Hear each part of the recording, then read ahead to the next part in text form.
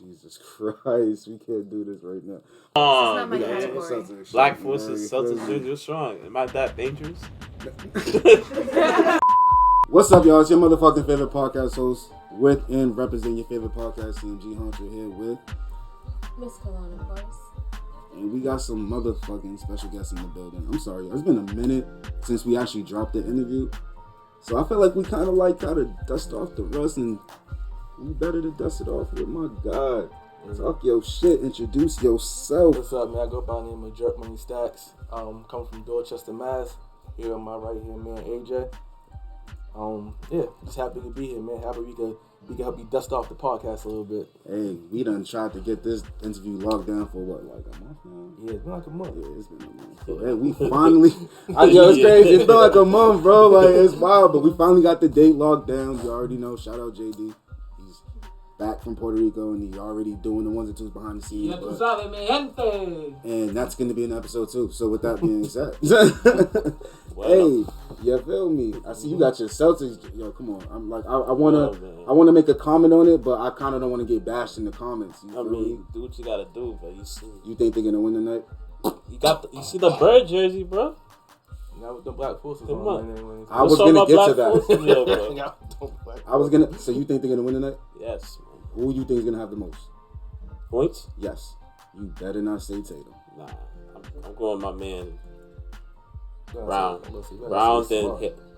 Horford, Tatum gonna be third.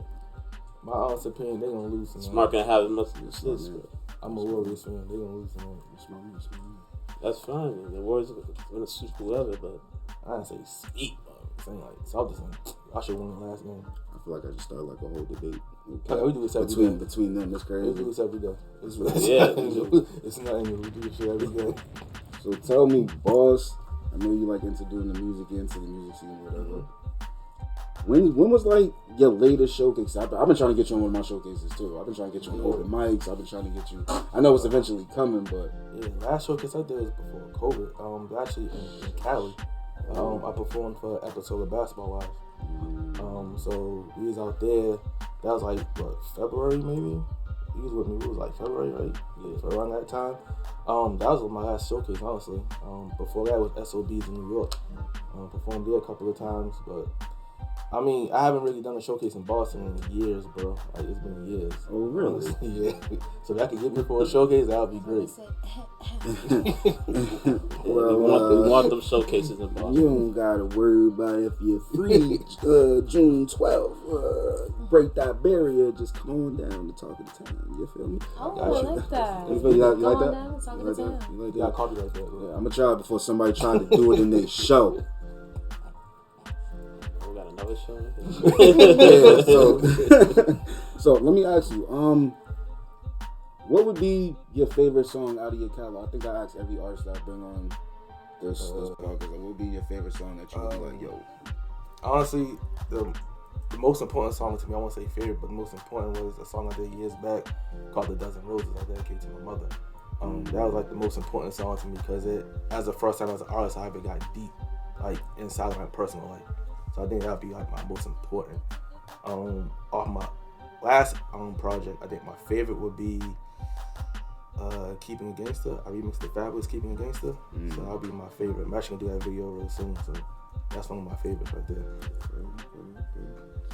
At what age did you start doing music? What's up, when? Yeah. I was always a writer. I used to write for my cousins. Back in like 7th grade. I was just write. I started off writing poems, short stories, and then one day somebody was like, yo, just write for yourself. If you could write for other people, it's easy to write for yourself. And then I want to say maybe like 2011, 12, I just started writing for myself and started just taking rap. Not too serious. I just really started taking it serious like maybe 4 years back. But I always just been a writer. So writing is just something I do naturally.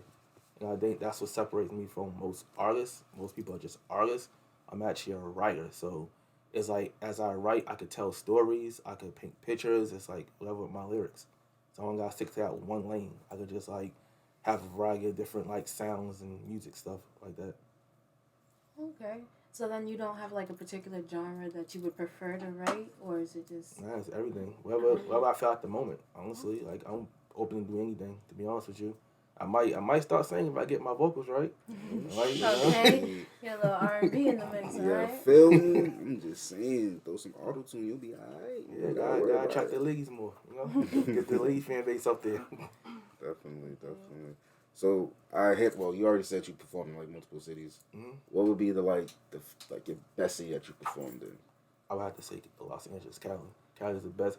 Not only because, of course, the weed, but it's just, it's the vibe. Shout out to Cali weed, yes sir. Definitely shout out to that. It's the vibe though. Like, nobody treats you like you're a local artist. Like, you put showcase for local artists together, and like everybody's at the center of the stage. Everybody's engaged into the show.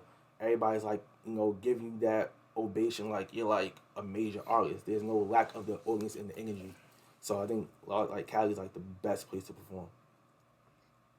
That means I gotta get my artist to Cali. God damn it. Okay. It's like Cali got a lot of energy over there. Yeah, they do. So your crowd must be going crazy whenever you're performing. Yeah, they do, and it's not like a crazy energy. Like I'm like the best artist up there. It's just they treat everybody the same, and I think that's what the most important thing is as an artist, especially upcoming artists. You don't want to be in a crowd with like, oh, I don't know this dude. I'm not listening to rap. I'm walk away. They don't do that. Like I've been in places even in Boston. Like if they don't know you, they'll walk away from the stage, and I feel like that's kind of fucked up. Like damn, like I mean, and then I'm still getting paid for it. I don't really care, but it's just like damn, like you could at least stay. I think the biggest thing you could waste is your time. Like you actually here wasting your time just to walk away from the stage is crazy. But hey, that's how some people do.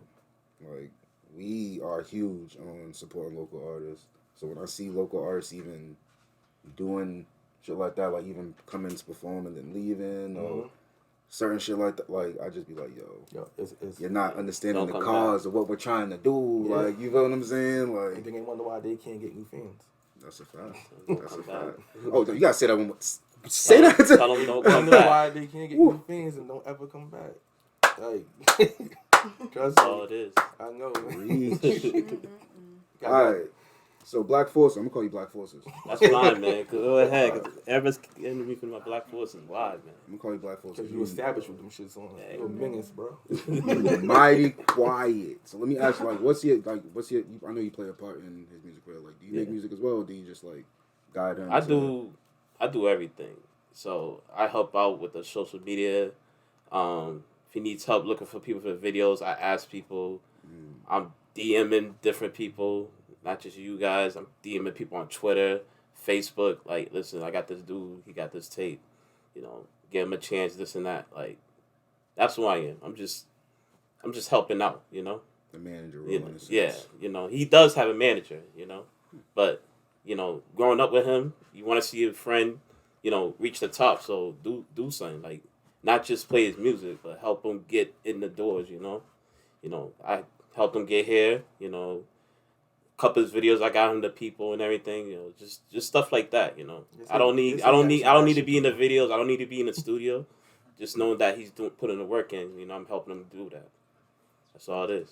He kind of said like that. It was like a nicer Suge Knight role in a sense. Suge Knight, I don't gotta be in the video. Like, you know what I mean? He asked for nothing in return. So that's definitely dope. Definitely what's up, bro. Because like, there's not many people out here that's trying to see the next person do better, or whatever the case may be. Because there's always some type of envy, always some type of secret animosity, or whatever the case may be. So it's like there's not that many people that really want to see people flourish. So that's kind of dope. That's definitely kudos to you. There's a couple of times I go in the studio and the producer be like, "You going in next?" I'm like, "Nah, I'm good." So what you doing here? I'm like, "I'm just taking pictures for him, man." Yeah, I get that. That's all. Like, I get that all the time, bro. Trust me, I get that all the time. People think I rap. They don't see me on camera. I thought you was rapping when you pulled up.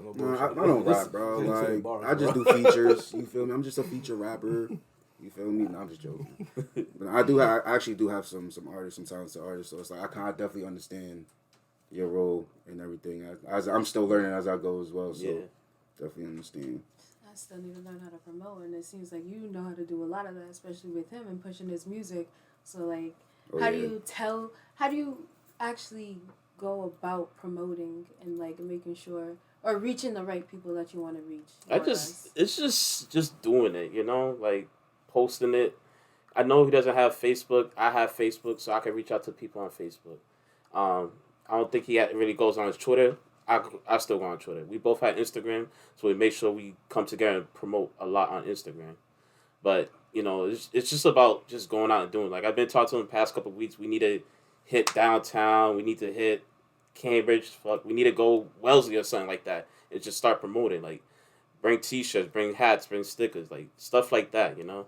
And just know how to talk to people. Like, listen, man, like, you know, not trying to sell you anything. I'm just trying to tell you, like, you know, listen to this guy, this and that. Because you never know. 5 years from now, he's going to be on the stage. Y'all going to be like, oh, that's the dude I seen in downtown. Mm-hmm. That's the dude I was trying to talk to you about, you know? Yeah. That's all. How you put that? You can see the satisfaction in his face. He looked at you, was like, my nigga. My God. Just stuff like that, you know? So, like, I'm going to do a little business on camera because I don't really give a fuck. What you doing June 12th? I ain't doing shit June 12th. That's crazy because, yeah, I know. Now you are. You will catch him at June 12th at Smokehouse. You already know. You say you haven't did a show. How long in Boston? Oh, shit. That's Since, crazy. Middle East. So, yeah, a minute ago. Middle East. Middle East. I think the Lloyd Banks show. That was the last time I did a show in Boston. Damn. Yeah, I was You like said 2012. Lloyd Banks? That was like 2012, bro. That's the last time I did a show in Boston. That was 10 years ago. Yeah, so you already know, talking time about to bring him out his motherfucking rent. It's under me lit. It's lit. Oh, was that a little bell? That was perfect timing. Yeah, what the fuck was that? That was weird. Whatever. We all just like, oh, whatever. So what's next? Right now, I'm working on a new project. Something I could just throw out there to get people, like, continue to listen to me. Because I did drop a project last September. Promoted that. I did three videos off that project. And now I think the summer I'm just going to focus on more of the visual. Like, you know, keeping my content out there, just doing more videos, doing more singles. Cause I got songs that I ain't even released yet. I'm just doing nothing with. I'm just going to do videos for them and continue to write and continue just to pursue. Oh, she do music too? Damn sure. Cause I'm like, And everything that you just said. Oh, yeah. She got like 15,000 tracks that she ain't. You know what? Go ahead. Finish. Go ahead. Hey, Sorry. listen, there's nothing wrong with having 15,000 tracks. Oh, 15,000 might be something wrong with that. But there's nothing wrong with having a lot of music because then you can just sit back and you just throw shit at people. You know what I mean? Sit back. You ain't got to work as hard as everybody else got to work. You know? You still got to build the visuals. Yeah, but that's the easy part, though. You think so? The visuals. Writing the song is the hardest part. You think, Go to artist conversations. So what makes the visuals so easy to do Because compared to writing? once you have the song, you already know what the song's about. So you already know what the visual should be. Which is basically what you do every time, but you came to me with this already. You already had your visual, so he's basically right about Like you have Instagram, right? Yeah. How many pictures you got on Instagram? I don't know. Is it over 1,000? No. Oh, is it close to 1,000? Damn, do I got over 1,000? Yeah, this is embarrassing. I just, I'm still working. I'm just asking because, like, if you every time you post a picture, you gotta come up with a caption, right? You know what's crazy? The caption is the hardest part for me. But the picture's done. Yeah, it is. So that's like the visual. But the I visual's think done, too but hard. the words are the hardest thing to do. The hardest part's out the way. The words. He preaching that Yeah, shit. visual. So when I post a video on Instagram, it's different from a picture for me because I'm like, the video, I already know what it's about more or less, and I'm like, all right, I can kind of sum it up and like whatever the case may be. With the picture, I'm like, it could be anything, it could fit anything, and I'm just like, but do I want it to have like how deep of a purpose do I want the caption to be? And then it just falls into like this. Yeah. All right, but you interview a lot of artists in Boston, right? Yeah. All right, so this is not a shock to anybody. I don't listen to Boston artists. The reason why, because I'm a Boston artist. Mm-hmm. So once you listen to a Boston artist, you're secretly in competition with them, not even know it, because you're trying to top everything they do. Mm-hmm. You're not trying to be like the next artist, and it's kind of hard because you'll kind of swerve out your own lane and try to sound like the next person instead of just focus on you. So it's like me, I just listen to I don't listen to my music half the time. To be honest with you, I don't listen to new music at all. I like older music, Get Your Dollar Child is my all-time favorite album. I still bump that shit till today. I don't listen to the Uzis of the world and all that shit like that. I don't want to sound like them. That's why. Yeah. I want to stay in my own lane. I'm not saying he suck. He don't suck. I just don't. That's not my type of crowd. I won't buy tickets to a show. Understandable. But it's just I mean, he got. I guess the songs with him on it. Mm-hmm. But I'm not type of play that new Uzi, yo. I'm not doing that. He said it's just not me. We caught a song. That's crazy. That's crazy, mi amigo. Oh shit. My fault, man. That's how you gonna be tonight in this episode, bro. That's not. Fires the three. And that might do it. Al Horford with the rebound, throws it up in the air, and the Boston Celtics will go to the NBA Finals. They complete a wire-to-wire. Yo. Somebody say that before, though. That's wild. You just got crazy. Yo, for real. And if they win, what's gonna happen? Nah, Warriors all day. If we win, I'm gonna go ahead and edit that part out. So it's not Thank you. I appreciate that. Nah, I'm gonna keep it. Just so Okay. you guys, right? I'm gonna keep it. I'm gonna so we can laugh at it. No one is it. I was just saying, like, what he said about, like, you know, steering out of your own lane by listening to other artists, like, within your city. Not just within your city, but there's some people, like, I've heard somebody say before, like, you know, like, they don't like listening to certain artists, or not even certain artists, but just artists or new music in general, because when they're creating a project, they just want to strictly focus on their sound and what that project's going to be about, and they don't want anybody else's music to influence their music. So it's just like, it's crazy. Because, Yeah, that's how you gotta be like that. So, Trust me, I've been listening to some shit like, damn, I had the same idea, but I took too long to do the song. So I'm saying, like, whatever idea you have of a visual, just do that. Just do it. Just like, don't hold on to it, because someone's gonna take that idea. alright, we got to do juice at grandma's house. With kiddie pools.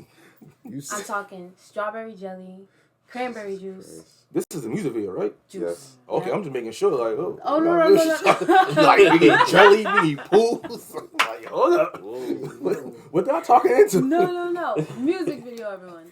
Hey, We yo. can't say we didn't discuss this. No, we did. discussed this, okay? Okay? You know? But anyways, Hey, yo, I'm sorry. He's hilarious, bro. That's just funny as shit. But quick question: would you ever do like a feature with a Boston artist? Yeah, I would. I would do a feature with her. I'm trying to work on that now. I got two other artists in the room too that you could do. Who else? Shout out, Poppy from the Corner Store. Shout out Nino Black. You already know. I'm gonna get the video done like this too. Ain't gonna be no procrastinating, especially with you. okay. You're gonna do the video. Okay. We're gonna get it done. We've been talking about it too, but we're gonna get to it. I already started writing the bases and all of that. So Alright. it's a work in progress. But with that being said, how do you what would be your advice to new artists wanting to like either perform or even shoot their music videos? Like what steps would you give them, or at least I want to say steps. I would just say whatever you have in mind, just do it. Don't second guess yourself. Especially as an artist, like you can't second guess what you're doing. Because if you second guess, once that doubt kick in, your career's over before it even starts. Like me, I'm me. No matter if I'm doing a music video or I'm in the studio, it's my money. I'm investing in myself, so I'm me. You ask him, I act the fool. I dance around. I gotta do 3-4 takes. That's just me, yo. That's just the energy I bring everywhere I go. And that's what you have to do. It's not work. It's fun. So have fun with your music. Have fun with yourself, and just create a new style. I mean, like everybody keeps saying, "Oh, Boston artists sound the same. They copy everybody else." Well, create that new lane. Like what separates you from everybody else in your city? That's what you have to understand. You have to envision that. So every day I wake up like, damn, what can I do better than I did last show? Or what can I do better than, the artists doing it now? Or how can I sound better than the 80,000 Boston artists that we have now? yeah. Like what can I do better? And that's the advice I give everybody that asks me. Like even people that's not in Boston, like Atlanta, New York, wherever I go, I'm talk to local artists. Like just be you. Like I got a speech impediment. I still rap. Like, just be you. Like, there's no rules to this shit. Just be you. You've never fallen like into a dark time creating music at all, where you just don't want to create music. How do you bring yourself up from a stage like that? I did. A couple years ago, I lost my pops, like the day before Thanksgiving. So I was in a dark place. But that's why I got Facebook now. I delete all my social media. I delete everything, and I just started over. But I got myself out that because I wrote. I made a whole album based on like just everything I was going through at that moment. I haven't released it yet because to me it's still kind of personal. And until I'm ready to open up to people like on a personal level, I'll release it. But basically it's kind of like you could say alter ego album because like the music I make now is kind of like bouncy, a little flashy. That music is more dark and like just depressed type music. So it's like I'm kind of playing both sides of the fence. I could go either or. So once I get a bigger fan base and a bigger audience, I'll start releasing the heavy hitters. I feel like I'm just like trying to keep everything. I might pick and choose when I release or I don't release. If that makes sense. No, I got you. But for me, like I think it's probably my last question. It's been on my line. Like, what would you think would make a good performer, like a good performance? What's the qualities? I would say energy, connecting with the audience. I know some artists get up there, they just start rapping. They don't, they engage with the audience. They don't talk to the audience. Some people prefer like their music playing in the background and rap over it, and some people prefer rapping over instrumentals. Like it's different. You gotta find that comfort zone within you. Like I could do either or. I prefer the music playing in the background. So sometimes the mic is too loud, you can't really hear my lyrics. You know what I'm saying? Right. So the speaker will catch it. But I feel like some artists they got that. They just rap in one place. That one place rap, or they look at the artist on stage with them, selling at the crowd. Like that's one thing I hate because I'm looking, or that artist that you looking at, they make eye contact with you the whole goddamn time. I'm just like, bro, look somewhere else. Like don't start looking at me though. Every time I turn away and look, you're looking right at me. Like god damn, it's personal. Okay. Like I did that one time, like years ago. I used to headline Scenes Patio every night, and just one artist he's up there talking that street shit, but he kept looking at me. I'm like, this is a shot at me. Like what's going on? Diss track. It's like it's personal. Right. Like I don't even know this nigga. But I just like you can't. Like some artists like, oh, I'm too good to perform at Scenes. I'm too good to perform here. You can't do that, bro. You gotta perform everywhere, cause I perform in front of 5 people, 10. 200, like I perform in front of everybody. Like it's uncomfortable performing in front of 10 people than it is 10,000. Like it's more uncomfortable performing in front of 10 people because like all 20 eyes is on you. Like they like you know they're watching you. Like look, like what he about to do? Okay. Right? Then he like, oh shit, I got to find something to look at. I can't look at them because only 10 people in the crowd. Like it's crazy. So I just feel like you can't be stage fright. If you can rap in the booth, why can't you rap in front of everybody else? Like. It's the same shit. That's a fact. That's definitely a fact. Because last night I did a performance and I had like the same kind of issue arise. I was just like, all right, I don't know where to look, but I'm going to look. I'm going to look. I'm going to look and I'm going to go. She gonna find the nearest camera. You know what the trick for that is? Wear shades. I had shades. You know what's crazy? I had look at these niggas. Look at these niggas. Look at the owners of the shades. Listen, I ain't gonna lie. I opened up a mango. Opened up for I think it was the Yang twins just a minute ago. And I wore shades, right? Yeah. The whole time. I'm so high, my eyes are closed the whole time performing. I was not. My eyes wasn't even open. I'm just like on stage, like. But I was in the zone though. So I was in the zone. He was like, "Fuck it, man. I don't give a shit." And it's weird for me because I wear glasses. I gotta take my glasses off, put the shades on. And then when I get off stage, I don't want to trip, so I gotta put my glasses right back on. He said, either way, I'm trying to figure it out, but I get to it. I'm trying to figure shit out, yeah. What is wrong with this nigga? He falls, that's it. Okay. He's bro, that's embarrassing. I done shades seen motherfuckers fall on stage. That's just embarrassing, bro. Like, for real. They get wrapped up in the cord of the mic and shit, like doing 360s and all that. Listen, I done seen it all. I fell at a track meet once. I was doing hurdles. Oh no! Yeah. That mental picture alone is fucking hilarious. No, I think the only person I've seen that literally does not fall, whether this motherfucker has a cordless mic, a mic stand, fucking whatever, is this nigga Poppy. He does not fall. Like, all right. So we had a showcase last night. This is him. This is the wire. And he's still dancing like around that motherfucker. Like I don't know how. No falls, no stumbles, no just straight bop. Like I don't know. That's just you got the move. That's just great. I don't know. Y'all artists is different. Yeah. I can't be doing shit like that. I can't fuck with the mic stand. That mic stand, that shit's aggravating. Yeah, that's crazy. You feel me? But nah, let them know where to find you at, since they can find me anywhere, man. Instagram, Jerkmoney_Stackz, with a Z, an S at the end. What's my Snapchat, Jerk_Money1. YouTube, Jerkmoney Music. Jerkmoney Stackz for the Apple Music, Spotify, iTunes, everything. That's where you can find me. Just type in Jerkmoney. I'll pop up. There's only one jerk in Boston. That's me. Yes, sir. You see why I talk a lot of shit, right? You see? What about you, Black Forces? Damn, man. I mean, that's not my name. On Nah, but he got the Black Forces. That means he means business. Let me play with him. Nah, man. I got white forces. I got $8. I got don't say 11. Right, you said you lost me at that. Like, you can't say two forces, then say Adidas. Bro, nah, man.